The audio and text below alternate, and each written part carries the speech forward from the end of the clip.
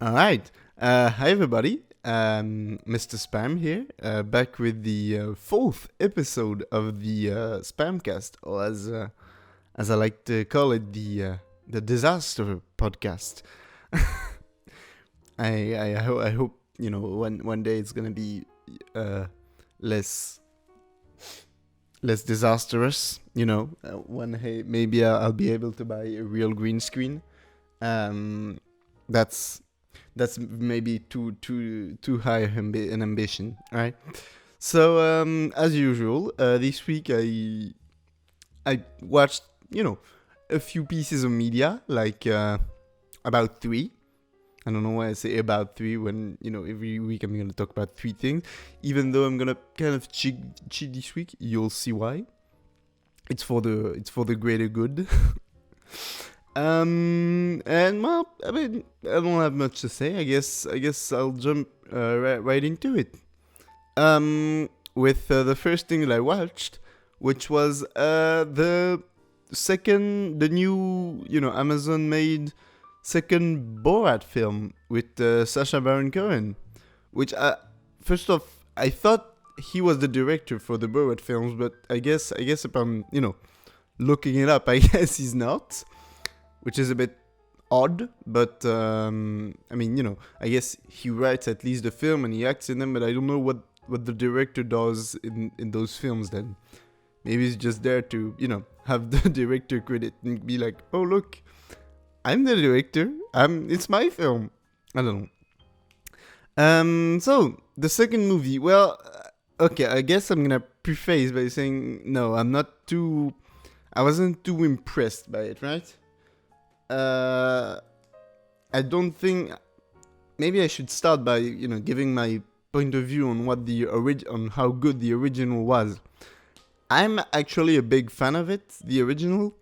I know it's a bit like controversial because some people think it's kind of gross and stupid and bad, but I personally think it's kind of I think it's genius. I just think it's really good. It's like Sacha Baron Cohen is just a great a great prankster. He should open his own YouTube channel. No, but really, I think it's a great disguise and he's just a very funny person. Many scenes where it's just like it's great. It's great. The first film, I can't. It's annoying because I can't think of like one scene in particular that was worthy of me talking about it. But the first film, it's a great film. And if you haven't watched it, you should. Now, it's a question for me, which is how do you make a sequel? And that's the thing interesting that I addressed in the second film, but that I also instantly thought about when I heard they made a sequel was, well, the first film was so famous. Now Borat has become like a big character in pop culture, right? So how are they gonna keep making like pranks out of him being himself? And I think that's the problem that the movie suffers from. Like, they try to address it. Like, very early in the film, they say, oh, look, I've become a very famous person. There's a stupid European... That was kind of funny. There was a stupid European reporter disguised, and he was like, stupid what? Whatever. That was the kind of one of the few early jokes. And it was like... okay. I mean, they try to disguise Borat, so it's like, it's interesting in the sense that it's like, it's Borat being in a disguise and not, Sacha Baron Cohen. So I guess in a way it's like, oh, it's a deep character thing, but it just doesn't work, It's just like, we lose some of the character of Borat. And I think that, I won't be sure, but I think that's also part of the reason why the film is just, I'll say plain and simple, it's just not as funny as the first one. Like the pranks, they're just, first off, it seemed to me like there were a lot less pranks. Like the whole movie felt a lot more scripted, right? I think it might be in part due to the movie being, financed by Amazon, which I would guess has kind of like an image to keep, so they don't want to, you know, piss off everyone, I guess. But it just felt too scripted. Like the first movie, it really felt like it was a documentary. I mean, even the beginning of the first movie when he's in the village, like nobody knew what the fuck was going on. They genuinely thought it was a documentary, right?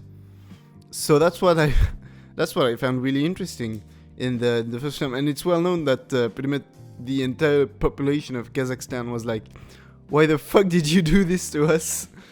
But yeah, the first film was pretty much not scripted. There were, you know, a couple, you know, scenes that clearly were scripted, but yeah, you get what I mean.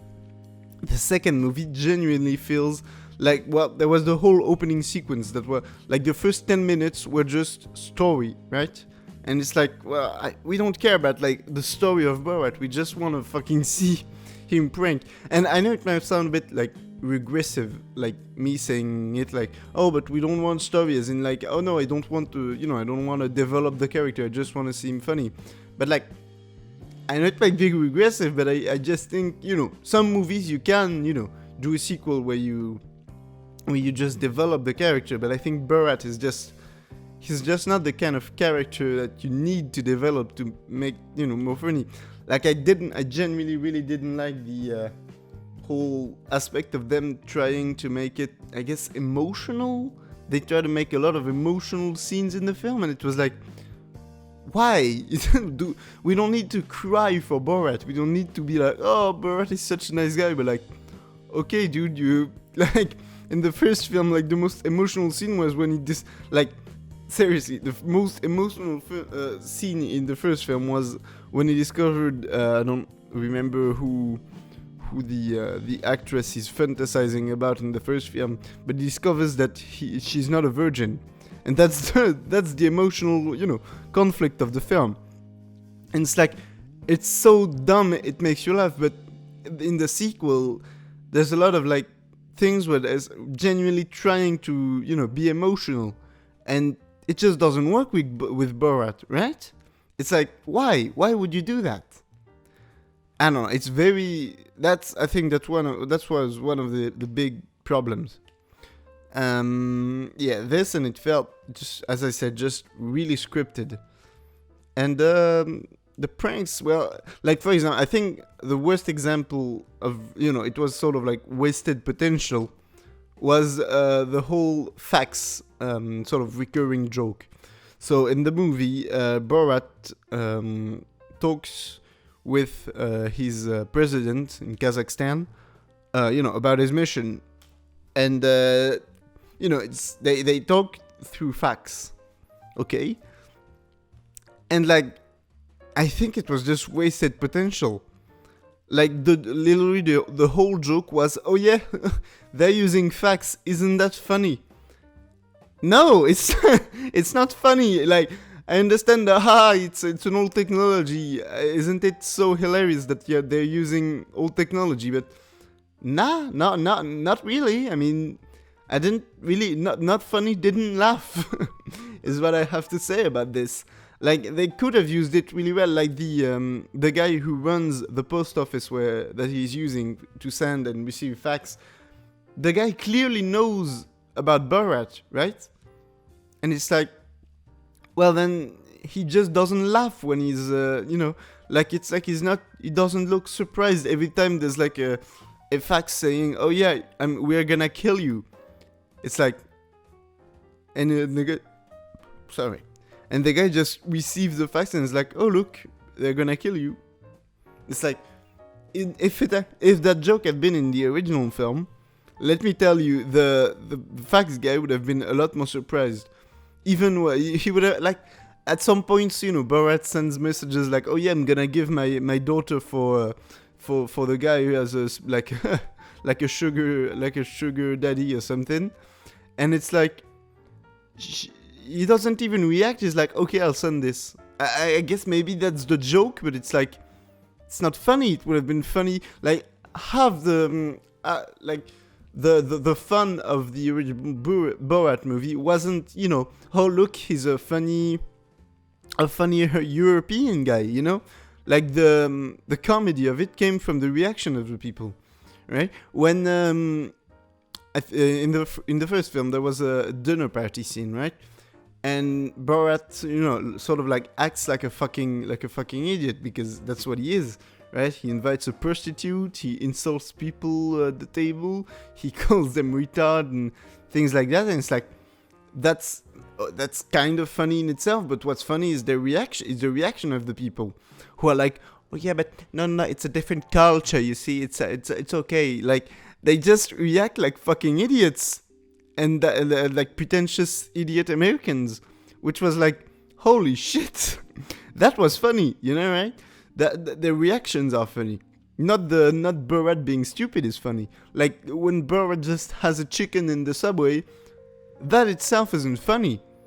When he apologizes to everyone and starts kissing everyone like hello, that's fun. And people are like, well, what the fuck are you doing? That's funny.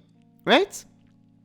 And in the sequel, the reactions are funny.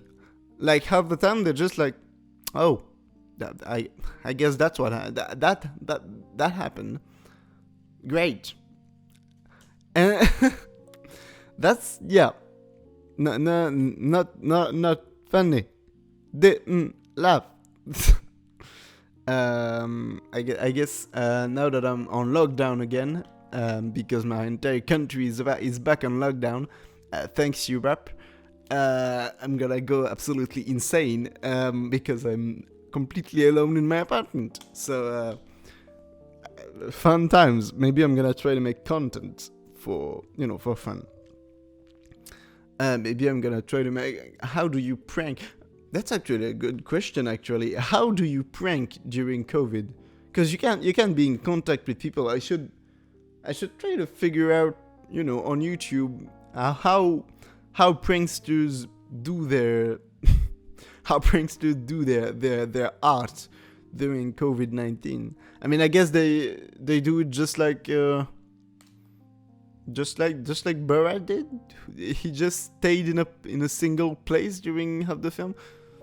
Like, okay, going back to Borat, that scene when he was in the in a house, on lockdown with two guys. The two guys weren't. I still can't figure out if they were hired actors or actual people. I guess there must be actual people, but I don't understand why. I don't understand. It was kind of like, I guess it's always funny to see, like, there's one thing I don't understand. They want to show Borat as like he's progressing, politically, but at the same time, I guess the film makes fun of Americans for being regressive. The film is very, I don't want to say it's hard on Americans, but it's like, it's very mean, but in a nice way. I mean, in a prank way. I don't think like it's undeserved, right? Americans, I don't want to start is that a word? Ostracizing, I think, my American viewers, even though you might be few and far between, considering I've got like 20 views on this podcast. But yeah, the clearly, Borat really hates Americans in this film. I mean, Sacha Baron Cohen clearly absolutely hates America. The first film sort of like, I remember reading an article saying like the first film, made fun of Americans. Now the second one absolutely hates them and wants to destroy them, right? And that's kind of true. It's a lot harder. I think the first film was more like a critique on how the Occidental world sees third world countries, right? And other cultures, because I think it's also a movie that, like, the first movie can also work as a critique of like Europe and things like that. It just works as like the Occidental world, right? The second film, it's really just Americans are fucking idiots. The movie 2020. It's like it portrays Americans as everyone being like right-wing idiot and things like that. Like, I didn't really like the fact that I think the movie isn't gonna age so well. The first movie, because of that, aged really well, because I think in every time, in every year for the rest of times, the Occidental world is gonna look at other cultures really, really weirdly, right? And I think that's not something that's gonna change. It's been like this for, oh fuck, well, I forgot to put an image in the background. I just noticed. Holy shit, that's gonna be bad. Well, well, fuck. Okay, never. Yeah, I was saying, Europeans, they won't change, right? Or Europeans or Americans, they just, that sort of view of, other countries are kind of bad, and that sort of xenophobia isn't gonna change. Americans, I mean, it's more like it makes fun of how is America in 2020 under the Trump thing, right? Like, at the end of the movie, there was some jokes that I was like, stop it, you're cringy. When, like, they had the running of the American, right? And it was like, oh, look, it's Karen. And I was like, oh my god, stop it, please. Anything but that, like, okay, it's funny to make fun of Karens, but, like, it's gonna age so badly. Like, I can tell you, in, like, 10 years, everybody's gonna be like, oh, how funny, it's a Karen. Very, very hilarious. And, yeah, just think the movie isn't gonna age as well. Like, yeah. Maybe I'll... thing is, it's kind of hard to talk about the film without, maybe raising some controversy, but the whole feminist angle of the film. Now, again, I'm gonna say, well, it's good it could be a good idea. I just don't think Borat is the right material to help feminist causes, right? Like, I just don't think... Like, as a reminder, in the first film, he's the character who made fun of gay people, right? Saying, like, oh yeah, in our country, we burned them. And I know this was used, like, as a means to get, the Americans to say, oh yeah, we want to do the same thing. But, I really don't think, like, showing Borat evolving morally is, like, the right thing. I just don't... I think it doesn't work with that character. You can do it with another character, but in a comedy like Borat, it doesn't work as well. It's not... No. Don't do it. Again, I think it's good in a way that, of course I'm gonna support the idea of making, of having feminist messages in your movie. That's a good thing. But I don't think that Borat is the right film to do it in. I think, do it in something else, but not Borat, right? Don't do it with a character who's clearly like a stupid idiot from a weird country, right?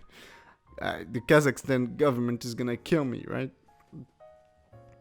But yeah, and that's still a constant, but everything in those feminist things just felt scripted, because clearly they had, like, that's the thing, they clearly had the idea of, like, having feminist messages in the film, and just, sort of wrote them in, which just doesn't work. The first film, even when things were written in, it didn't feel like they were, right?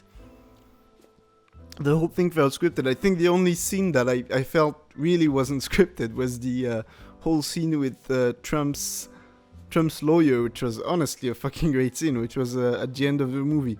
When, basically they captured on camera pretty much this guy about to have sex with an interviewer. So that's pretty cool. Obviously he denied it, and I'm like, okay, sure you're gonna deny it. But that was, one of the few genuinely really, really great scenes in the film. And that's sort of what's sad to me about it. It's like, too bad there weren't more scenes like this, right? Like, there was a scene where Borat comes disguised as Trump and interrupts, like, a meeting of I think it's the Prime Minister or something, and it's like, nobody reacts. It's like, oh, okay, there's just a little reaction and then he's gone, and then he gets arrested. Okay, bye. I don't know. I just think it's a little bit disappointing. I think it could have been good, at least. Not, it would never be as good as the first one, but I think it could have been decent. And nah, I don't really like it. I'm gonna give it the 5 out of 10. That's pretty good. Like, meaning I didn't like it, but it's not like bad. It's just don't watch it. I mean, watch it if you want, but there's nothing really worth watching except maybe that scene. Like, maybe go on YouTube and watch, little snippets, but the film feels really too long, And that's all I have to say about it. I'm probably gonna have to add an image in post on this fucking black fucking screen of death here.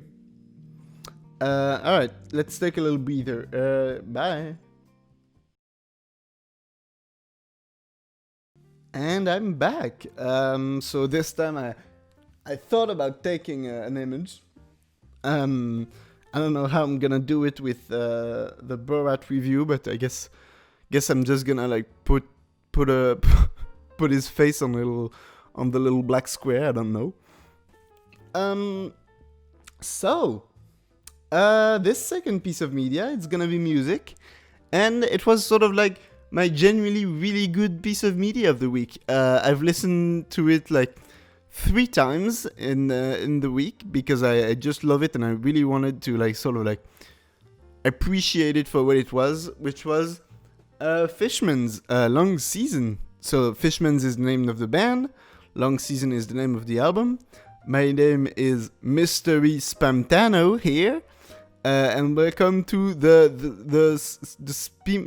spam drop, the little spam. Fuck. So I don't know where to start with this album. I guess I'll start with what it is, with sort of like describing directly what it is, which is it's an album that's literally one like 35-minute song. I think I've summed up the entire album, right? It's a 35-minute song. That's what it is. It doesn't. There's like a tiny like 1 second break in like the middle. I think at like 20 minutes, but overall it's just something that a song that goes for 30 minutes. I think already in itself, like it's a great concept. I like that concept. There's been like albums like like Pink Floyd's The Wall, where it's like the every song sort of like transitions perfectly into each other, right? Or like the Abbey Road medley, right? But it's still like different songs, right? And this is really just one very long composition. And I guess some people are gonna laugh at me, laugh and say, yeah, but I mean, classical musicians, right? They've been making 30-minute compositions forever. Why are you even impressed by this? Ha! I guess I'm gonna say, first off, I'm gonna say fuck you. Second off, I'm gonna say it's a different genre of music. It like you can't say oh yeah, like a poet wrote a really long poem. You can't just say, I mean, novelists have been writing very long things for a long time. Why are you impressed by this poet who has done a long poem? It's like, yeah, it's just not just not the same fucking genre, is it? Nah, like, you can't just compare it. Like, you can't compare them exactly on the same terms, right? I think I'm defending sort of like for stupid because I've never seen any like any classical fans say, oh yeah, but people have been making long music for a long time, you see. But I guess it's sort of like a complaint I could very easily see being made, right? Or not necessarily a complaint, but more like somebody saying that's stupid. But this was really great. The way that they work out this 30-minute song, which you'd think, okay, it's gonna be kind of boring because, you know, a song has like a regular structure, right? It's like chorus, verse, chorus, bridge, chorus, verse. It's like, if they'd done it like that, yeah, it could have been boring. But this, I guess you could say that there is a chorus, but it's used in such an interesting way, and obviously every like, you know, every little part, you know, they sort of expand on it. I think what's nice is that you know, in some songs, you know, there's interesting little segments, but they last for like 30 seconds, right? In this album, every time there's an interesting, you know, little element, they get to really develop it for like 10 minutes, and it's like it sounds great. Obviously there's like a recurring there's like a recurring little thing. I think that's what's important for it to work, right? Is that there's that little piano that's recurring. I think the closest thing I've ever heard to the album is probably Mike Oldfield's Tubular Bells. If you know what album this is, you kind of see what it sounds like. It's like, I'm sorry, Jesus Christ. But it's really mostly like repetitive little segments, right?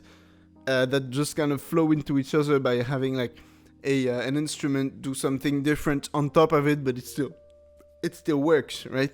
And then it keeps switching from things to things. And that's kind of the biggest comparison. And similarly, I mean, Tubular Bells, there's like 2 compositions on the album, one for each side. And, you know, it just works out great because, you know, it almost feels like you're switching from song to song, but at the same time, there's always something that's like in common with all of them, so it always works. And I think that's sort of like the same thing with Fishman. I wouldn't be surprised if it was one of the biggest inspirations for the album. I've looked on Wikipedia, they never cite Mike Oldfield or Tubular Bells, so I guess maybe not, but yeah. I don't know really how to decompose the album and talk about, you know, like when I talked about, you know, like part 1, or when we talked about The Residence with Zofika, it was kind of, in a way, easy because I could just talk about one song and explain, you know, from that one song what's good about it. But as I said, this is a single song, so, you know, there's one song. Actually, that brings me to an interesting question, personally, that I had, which was, if it's, you know, just one song, then is it a single or an album? Like, it's got the length of an album, right? It's 35 minutes long. I'm pretty sure that, like, an album is a minimum of, like, 25 minutes or something. So it's, you know, it's an album. It's a kind of relatively short album, considering, you know, most albums last for, like, 39 or 45 minutes, right? So it's a kind of short album, but at the same time, it's like, technically, I guess it's a single, because a single is like 1 or 2 songs, right? So I guess technically this is a single, right? But then, I don't know, how did they sell this? Like, I know it was kind of mostly like a Japanese only sort of album, because Fishman's never really made it out to you know, the rest of the world, apparently, when they were you know, still really active, and when they made this. So how did they sell it? I don't know. It's really kind of a mystery, because it seems to me like something like, usually when you make an album, right, there's, you know, your big single on it, and that's it, you know, there's the big single on it, and that's sort of what drives people to buy it, right? Like, for example, in The Wall, there was, you know, Another Brick in the Wall Part 2, right? Which is like a great song, and it's like in the album, and like people hear it and like, okay, I like it, and then they're gonna want to, you know, buy the rest of the album. Here, well, obviously they didn't get a single, so I guess it was really for people who were fans of it. I say that, but I guess technically there is a single of the album. Mainly because the song, the 35-minute song, was not, based out of nothing. They basically transformed a single that they'd made already before, which was called Season. And I've listened to it. I actually really like it. It's kind of like very psychedelic rock-ish, it's got definitely some of that Tame Impala vibe that I love. And that single, well, it was already 6 minutes long, so already, it's kind of unusually long for a single already, so I guess that they're used to having big dick energy. I hate my fucking life. But so I guess technically maybe it's for people who like that single. I don't know, like maybe, I don't know. I really don't know how you could sell this. Like, I love it. I genuinely, it's already become one of my favorite albums because I've kept listening to it, and it's like every time I listen to it, obviously because it's like 30 minutes, you discover something new. Like I know yesterday, because I listened to it again yesterday, and I like at one point, there was the piano thing, which is in 4/4. For those playing music, I'm gonna maybe talk about some musical terms, but it's like in a regular 1 2 3 4 1 2 3 4 time, and that's the entire song. So unlike Michael Field's Tubular Bells, they don't really play with different time signatures, but I don't care personally. But at one point, like they're still in 1 2 3 4, but there's like an alternative piano riff which is very similar to the main one, but it's played on like a digital piano, and it's slightly different. That's like at a slightly different tempo and I think a different like time signature, and it sounds amazing. And I didn't notice that at first because like I was focused probably like at one point there's a big drum solo which sounds amazing, like the drums themselves sound amazing. And I think it happens during that, and it's like on the left channel, and it's like kind of buried, but at the same time it had so much rhythm in it, and it's like you get some different. I'm trying to simulate what it's like to have polyrhythms in the music, and that sounds great. And the whole album is filled with little things like that, right? Like there's every little, from what I heard, okay, so it wasn't recorded like on one little, in one whole segment. It was pretty much recorded like just little bits and pieces that they just then all spliced together in the studio.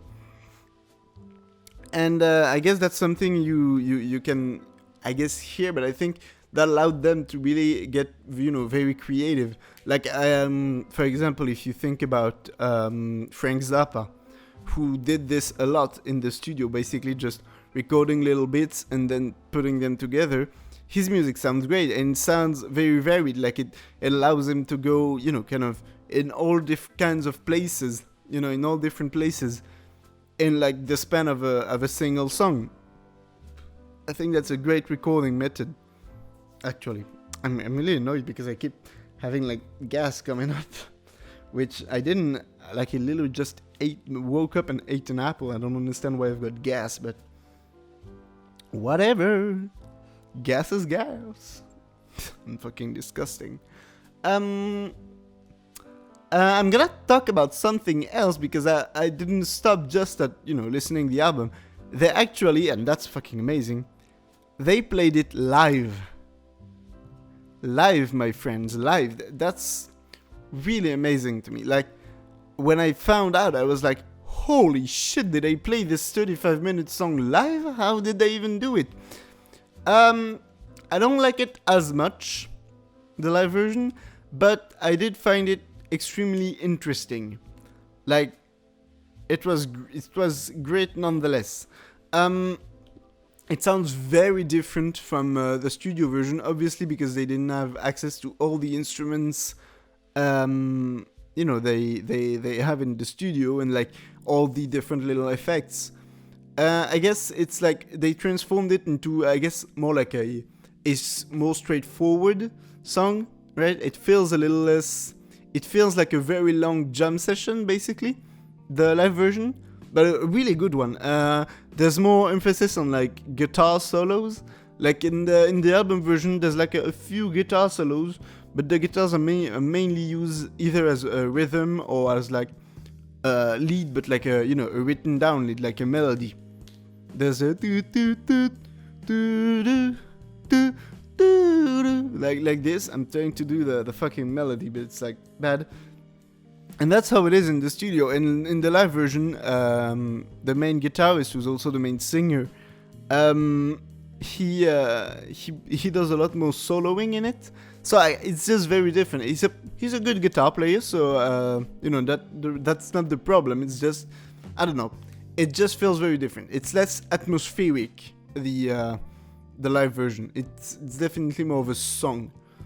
But it works. I think it feels a lot less fragmented because, well, it isn't fragmented. That's why it feels less fragmented. Like in the album, as I said, at like the 20-minute mark, basically the whole song sort of stops.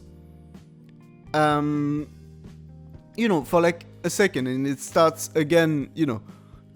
Instantly, and that's mostly because I imagine they divided it because they released it on on vinyl, and obviously you've got a certain time per side, so obviously they couldn't just fit the entire 30-minute song on one side. So obviously they had to cut somewhere, and like they don't have that limitation when they're playing live, so basically the entire song just keeps going for like, and it's a little longer, it's like 40 minutes, and it just just keeps going. It sounds great. It made me want to listen to more Fishmans. I've listened to other stuff. Obviously they never tried the whole making the album into one song sort of experiment. They never did it again. But the stuff is great. I mean, it's very psychedelic rock-ish. As I think I mentioned it earlier, but there's definitely some Tame Impala vibes. If you know Tame Impala, I love Tame Impala. And there's definitely some of that vibes in it, which I like. I'm glad. And but at the same time, there's like, it's a very varied sort of music. Okay, so from what I've found out looking up, the band, they started for some reason as a dub band, dub being sort of like a subgenre of reggae music. And first off, I think that's like the craziest transition to switch from like reggae music to like psychedelic rock, but at the same time, in a lot of their music, you can still hear that influence, especially in their bass player. I mean, his tones on his bass, the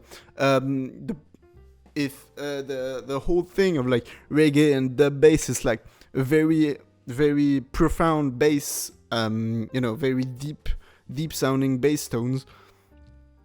And that's something that you hear in in pretty much the whole discography. And there's like the whole repeating patterns on bass.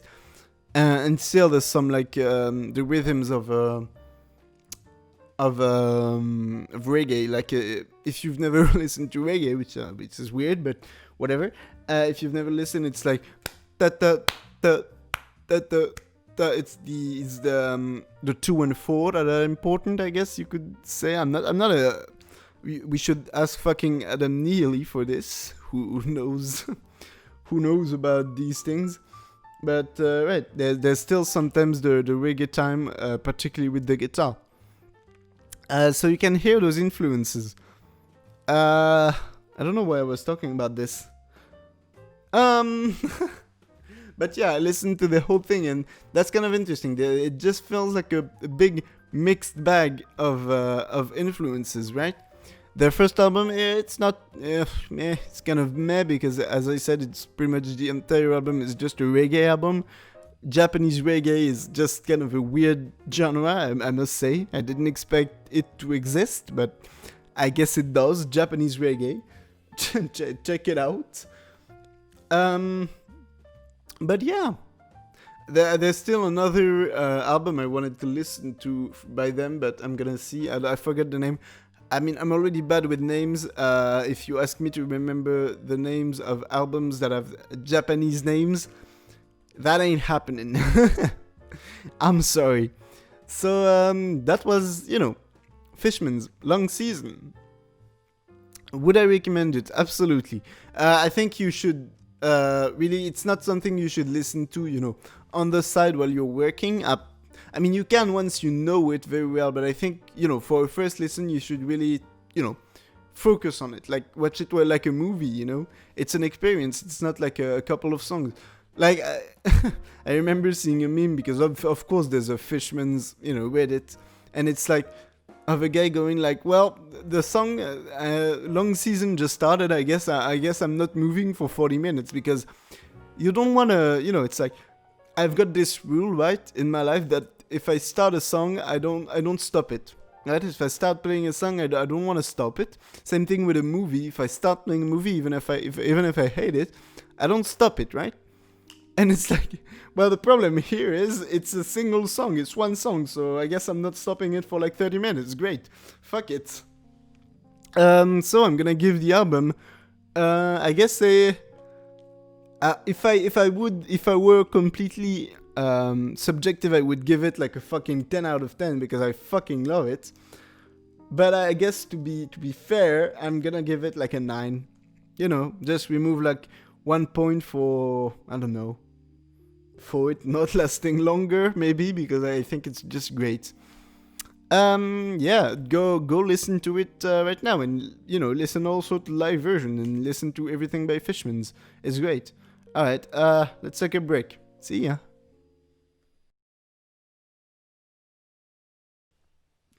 And I'm back. And guess what? It's near Breen time.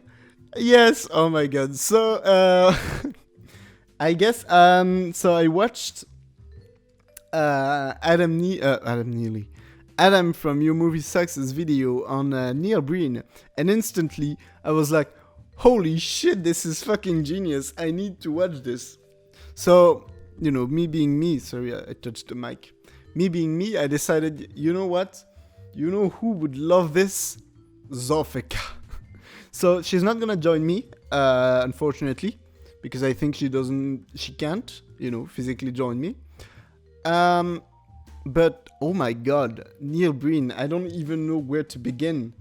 My boy, my boy here, he's Tommy Wiseau, but like times 5. Like, that's something we kept repeating while we were watching. We watched 2 of his films. We watched I Am Here Now, and what was the name of the other? The one where he's a super hacker extraordinaire. Wait a minute, I'm gonna try to look it up. Hold on, my computer is lagging because it doesn't like me looking up things. But wow. Okay, what was it, the name? I keep forgetting. Fateful Findings. Yes. I guess. Oh my god, I really don't know where to start. Isn't this Neil Breen beautiful? I mean, oh my god.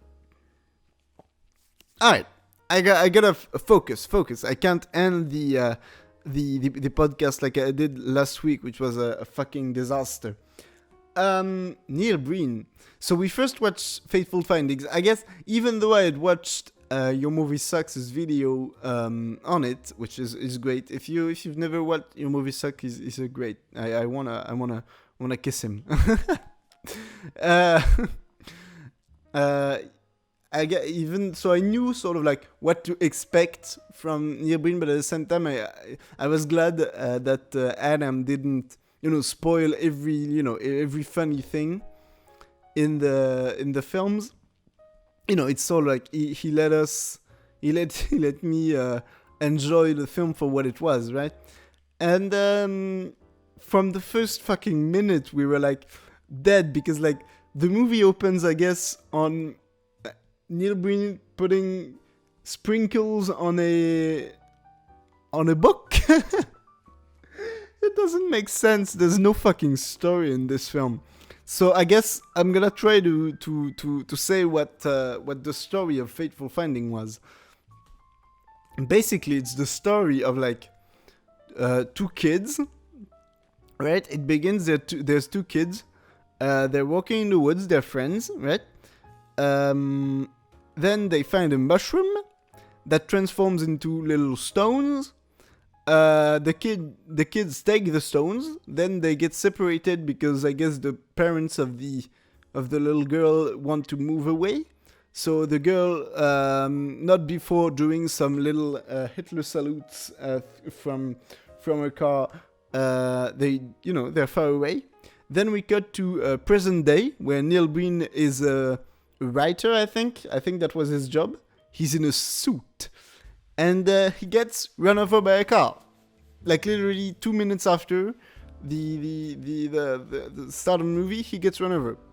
So, of course he gets run over. That's logical. That's how every movie starts.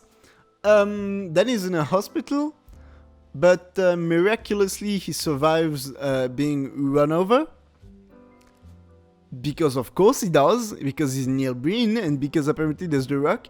There's some feet that appear, but then then disappear, because, well, that makes sense, it's of course. And then Neil Breen decides that he wants to hack the government. Yeah, I mean, of course he's gonna hack the government, because he wants to find deep secrets, and they never even really tell us. And that's sort of like what happens throughout the movie. And like there's weird like little secondary little plot points that come in. Like there's their friends, right? They've got like the friends of a couple who, like, I guess there's like the conjugal violence. And that's it. And like it doesn't fit in with the rest of the film, and that's kind of weird. I mean, the whole thing is just weird, but like there's characters that come in and out. It's definitely got that, Tommy Wiseau vibe of like characters coming in and not, having a relation with the rest of the film and just being here. It's funny because there's always sort of like a lot of constants to bad movies, right?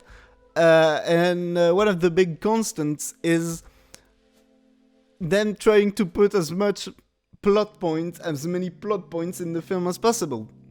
So, like, there's like in The Room, there was the "I got cancer, it's bad," or the cop, or the two like lovers that came into the apartment because movie. And in this film, I guess it's the wife kills her husband plot point.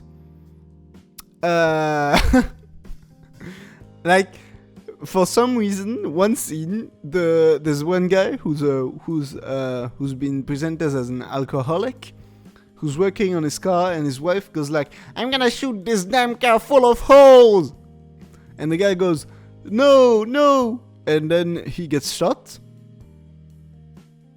And that's sort of a scene.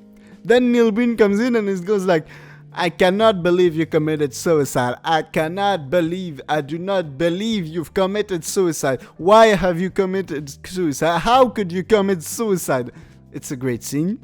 It's a fucking amazing scene. I'm sorry, it's not great. It's fucking amazing. And that's it. That's the end of the scene. I don't understand why it was there.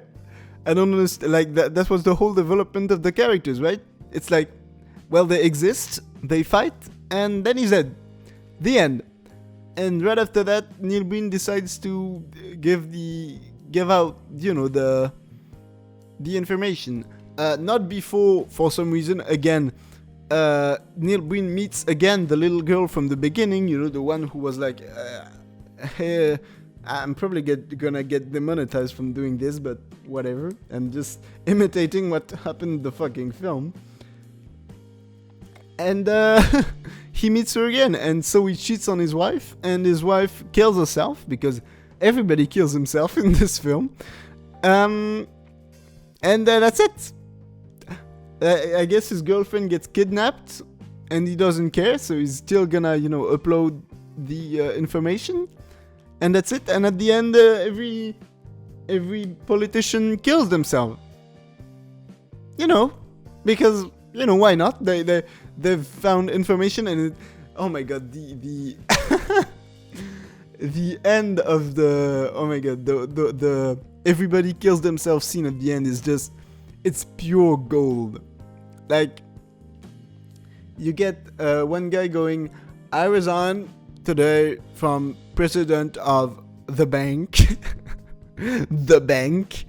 And, it's like, and then every time they go, like, with a gun and go, boom, and they're dead. And it's like, oh my god.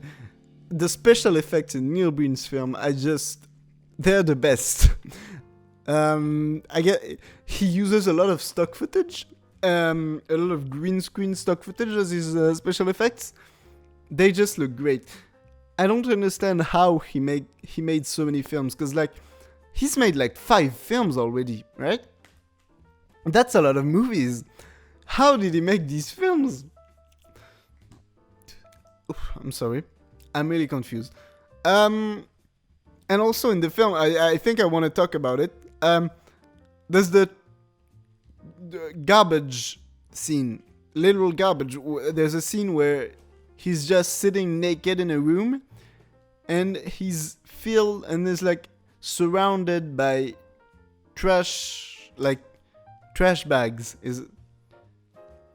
I was confused. Me and Zafiko both were like, oh, that's a good scene. What are you doing, Neil Breen, with this trash around you? That doesn't make sense. I think the worst part of it is like, why is Neil Breen trying to make, very deep films? He's not an intelligent person. I mean, I'm saying that I don't know, but his films aren't intelligent. Why is he trying to make them, into very deep political dramas?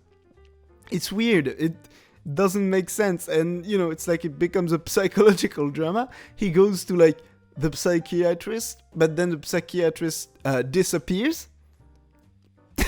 The therapist just yeets out of there. There's of course, the famous staircase scene where he just walks up a staircase. Oh my god!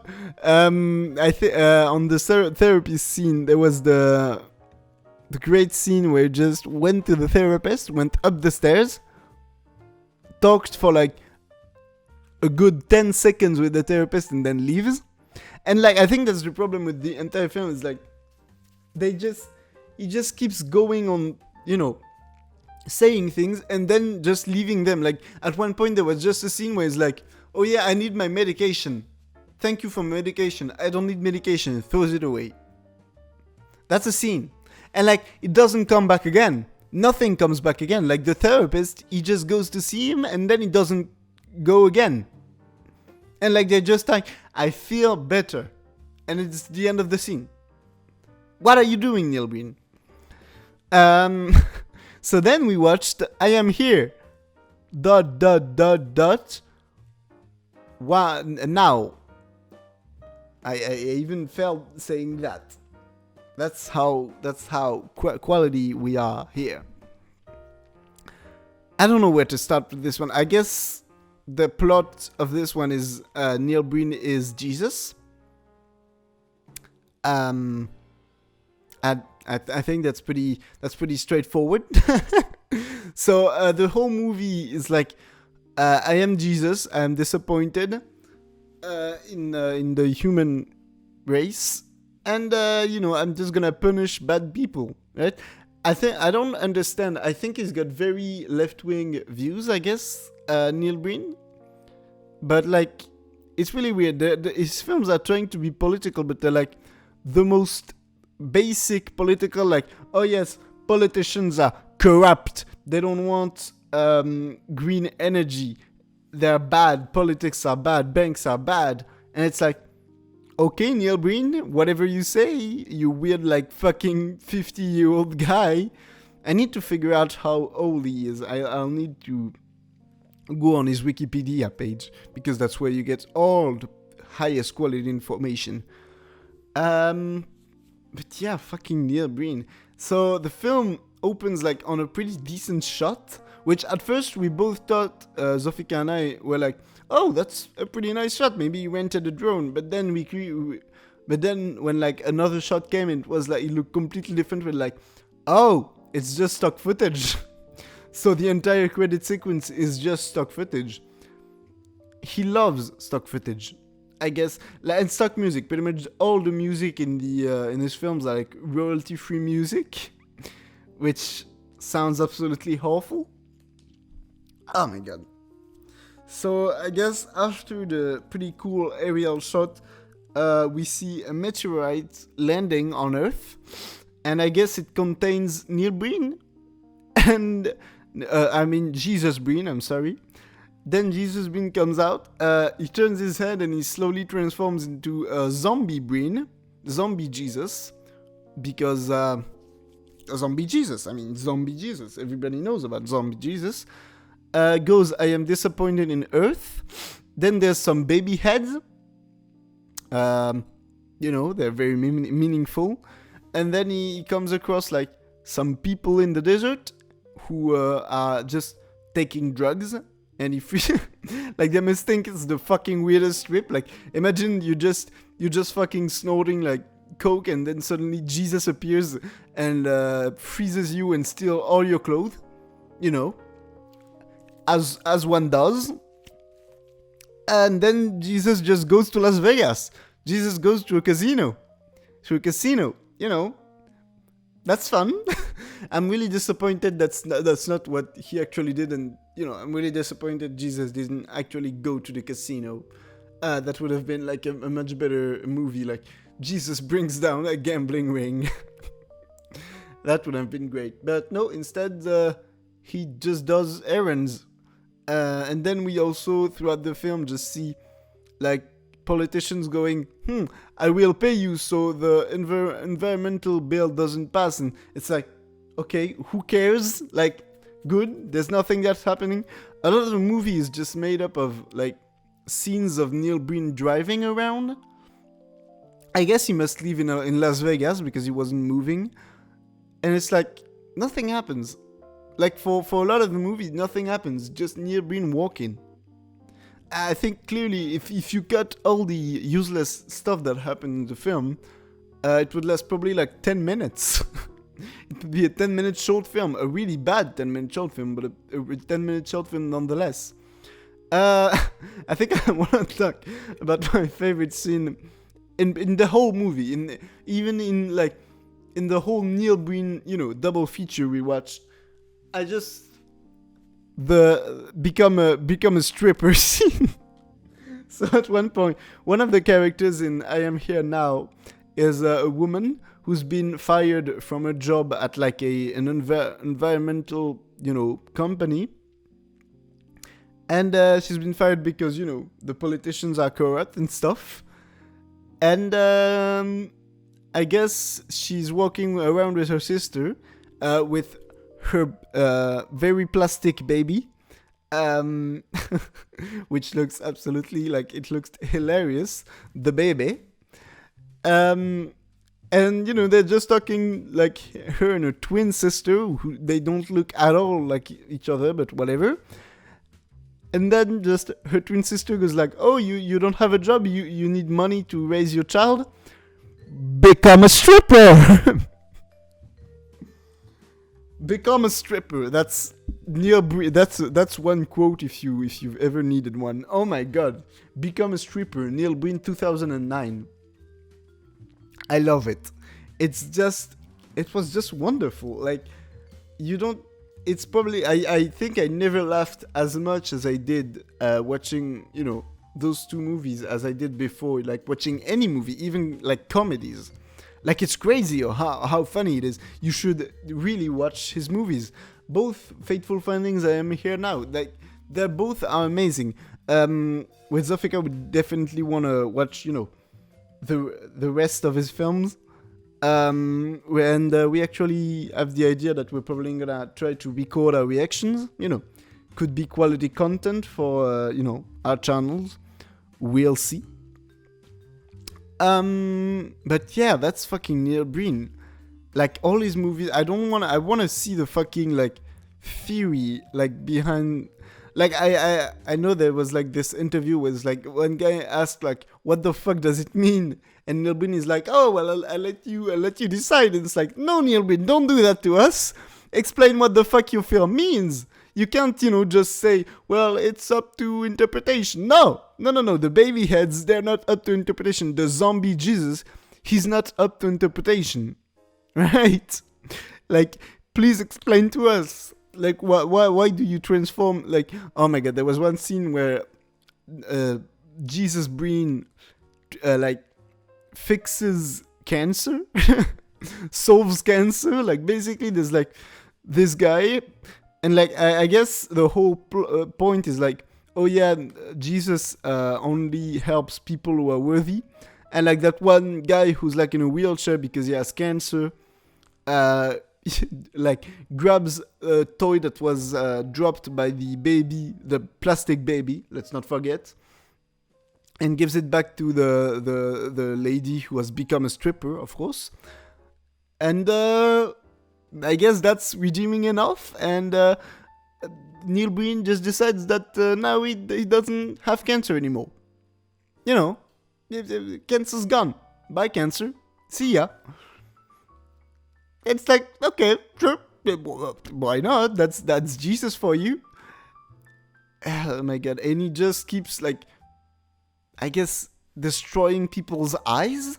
Like, every mean people, he just... Like, at one point, there was a scene where, like, he just blinded two guys, because they were, like, instantly... Like, Neil Breen just parked right next to their car. The guys went like, yo, man, who the fuck are you? And then Neil Breen was like, you are blind now. Now you are blind. See, he keeps doing this with his hand throughout the whole movie. He just goes, no. And of course, there's, like, the best special effects of the year with, like, just a white circle going, like... And that's it. And then just once he's punished a few people, he just leaves back in the meteor. And not before saying, I will come back again, and if the human race is still bad, I will destroy you. And it's like, oh, you're genuinely trying to be Jesus. That's great, Neil. We're proud of you, Neil. I love you, Neil. I don't know how to rate this film. I'm gonna rate it 20 out of 20, 10 out of 10. Like, watch them so much that I want you to watch them. I think if it's a comedy, then yes, I'm gonna give it 10 out of 10. I'm not gonna even try to be objective with this one. 10 out of 10. Yeah, 10 out of 10. 10 out of 10 for both films. They just get 10 out of 10. Go watch them. And that's all I had to say about our good friend Neil Breen, and about Fishmans, and about Borat. And I guess that's the end of the podcast now. I hope you enjoyed it, and if I'm not dead by then, I'm gonna try to, I'm gonna see you back next week. Alright, see you, hoes.